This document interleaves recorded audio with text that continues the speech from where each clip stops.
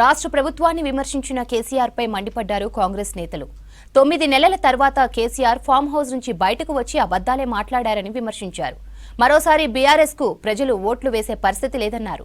CM Revanth నాయకత్వంలో రాష్ట్రం అభివృద్ధిలో దూసుకుపోతోందన్నారు. అన్ని వర్గాలకు సమంగా సంక్షేమ పథకాలు అందిస్తున్నామన్నారు హస్తం లీడర్లు.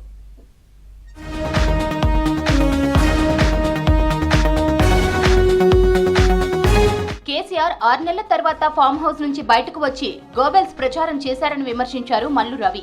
కాంగ్రెస్ ప్రభుత్వానికి వచ్చే ఆదరణ తట్టుకోలేకే అసత్యాలు చెప్తున్నారని విమర్శించారు. కేవలం బీఆర్ఎస్ కార్యకర్తలను ఉత్తేజపరిచేందుకు కాంగ్రెస్ గ్రాఫ్ పడిపోయిందని కేసీఆర్ ఉట్టుట్టి ప్రచారం చేస్తున్నారని విమర్శించారు. సీఎం రేవంత్ రెడ్డిని విమర్శించడం తప్ప రైతు దీక్షతో కేటీఆర్ చేసిందేమిటని ప్రశ్నించారు మల్లు రవి. రేవంత్ రెడ్డి గారి ప్రభుత్వం నడపలేకపోతుందని మాట్లాడటాన్ని నేను తీవ్రంగా ఖండిస్తున్నాను. ఇదంతా కేసీఆర్ గారు, కేటీఆర్ గారు, హరీష్ రావు గారు, కవిత గారు వీళ్ళంతా కూడా ఒక గోబెల ప్రచారాన్ని ప్రజల్లోకి తీసుకుపోయి ఈ ప్రభుత్వాన్ని, రేవంత్ రెడ్డి నాయకత్వాన్ని తగ్గించాలనేటటువంటి ఒక ముందస్తు ప్రణాళిక ప్రకారం ఈ కార్యక్రమం చేస్తున్నారు తప్ప దీంట్లో ఏమాత్రం వాస్తవం లేదు.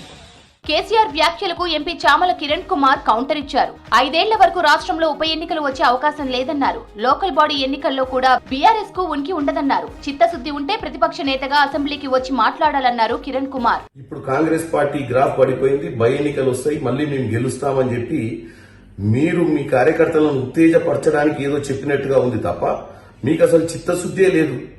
మీకు అసలు చిత్తశుద్ధి ఉంటే మీకు ఒక ప్రజాస్వామ్యంలో మిమ్మల్ని ఒక అపోజిషన్ లీడర్ గా ఎన్నుకుంటే మీరు రోజు అసెంబ్లీకి వచ్చి అసెంబ్లీలో ఇక్కడ ప్రభుత్వం చేస్తున్నటువంటి పనులను ఒక పెద్ద మనిషిగా, ఒక అపోజిషన్ లీడర్ గా ప్రజల సమస్యల మీద చర్చించాల్సింది పోయి పున్నమి నాడు, పౌర్ణమి నాడు వచ్చినట్టు మీరు వచ్చి ఈ యొక్క కార్యకర్తలను ఉత్తేజపరిచేటువంటి కార్యక్రమము చేస్తుర్రు. దానివల్ల ఏం ఒరిగేది లేదు. మీరు దయచేసి అసెంబ్లీకి రావాలని కోరుకుంటున్నాం. కేంద్ర మంత్రి కిషన్ రెడ్డిని కలిశారు పెద్దపల్లి ఎంపీ వంశీకృష్ణ. చెన్నూరు ఎమ్మెల్యే వివేక్ వెంకటస్వామి పత్తి కొనుగోలు సమస్య గురించి వివరించారు. న్యాయమైన ధరలు, సమయానికి పత్తి కొనుగోలు పూర్తయ్యేలా చర్యలు తీసుకోవాలన్నారు. పత్తి రైతుల సమస్యలను వెంటనే పరిష్కరించాలని రిక్వెస్ట్ చేశారు. వంశీకృష్ణ విజ్ఞప్తితో కేంద్ర వ్యవసాయ శాఖ మంత్రి గిరిరాజ్ సింగ్ తో మాట్లాడారు Kishan Reddy. Cotton corporation of India chairman Lalit Kumar ను తక్షణమే చర్యలు తీసుకోవాలని ఆదేశించారు. రైతులకు న్యాయం జరిగేలా పత్తి కొనుగోలు ప్రక్రియను వెంటనే ప్రారంభించేందుకు తన వంతు కృషి చేస్తానన్నారు కిషన్ రెడ్డి.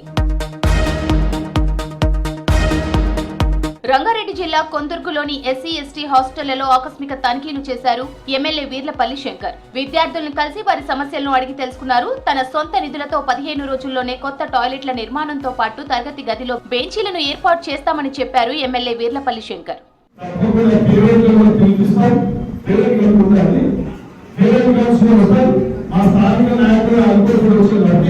తప్పకుండా మీరు ఒక చిన్న లిస్ట్ రాసేది ప్రిన్సిపల్ గారు నేను ఒకటే విజ్ఞప్తి, పిల్లలు ఏమైనా చిన్న ఇబ్బందులు పెడితే నాకు తెలిసింది ఏంటంటే ఏదో తీసిస్తున్నారు, ఏదో ఇబ్బందులు పెట్టుకున్నారని తెలిసింది. అటువంటి పునరావృత కాలంలో చూసుకొని ఏదైనా ఉంటే కలిసిమెలిసి అందరూ కూడా పేరెంట్స్తో మాట్లాడి మీకు ముఖ్యంగా మీ భవిష్యత్తులో తీర్చిదిద్దాల్సిన బాధ్యత ప్రభుత్వం మీద ఉంది, మీ ప్రిన్సిపాల్ మీద ఉంది, సిబ్బంది మీద ఉంది. మీరు కూడా మాజీ సీఎం కేసీఆర్ పై మండిపడ్డారు కాంగ్రెస్ నేతలు. చాలా కాలం తర్వాత ఫామ్ హౌస్ నుంచి బయటకు వచ్చి ప్రభుత్వంపై అర్థం లేని ఆరోపణలు చేశారని ఫైర్ అయ్యారు. 10 ఏళ్లైన అధికారంలో ఉండేది కాంగ్రెస్ పార్టీనే అన్నారు హస్తం నేతలు.